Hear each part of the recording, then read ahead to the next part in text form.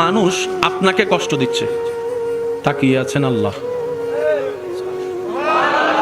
নিয়ামত, তাকিয়ে আছেন আল্লাহ। এবার আপনার সেই মানুষের দেওয়া কষ্ট তিল তিল তিল তিল করে আস্তে আস্তে সহ্য ক্ষমতার বাইরে চলে যাচ্ছে। আপনার রব তাকিয়ে আছে।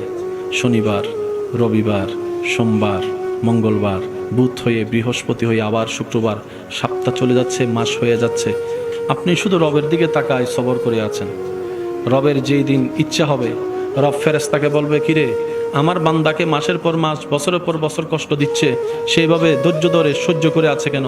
ফেরেশতা বলবে, আল্লাহ তোমার হুকুমের অপেক্ষায় বসে আছে, তোমার হুকুমের অপেক্ষায় বসে আছে। সে তোমাকে সন্তুষ্টি করার জন্য মুখ থাকার পরও গালির পরিবর্তে গালি দিচ্ছে না। আল্লাহ সে তোমাকে রাজি করার জন্য মারের পরিবর্তে মার দিচ্ছে না। সে দুনিয়ার মানুষ সৃষ্টি তাকে কষ্ট দিচ্ছে, সে তোমার সৃষ্টিকে ভালোবাসা দিয়ে যাচ্ছে, মায়া দিয়ে যাচ্ছে, সেবা দিয়ে যাচ্ছে।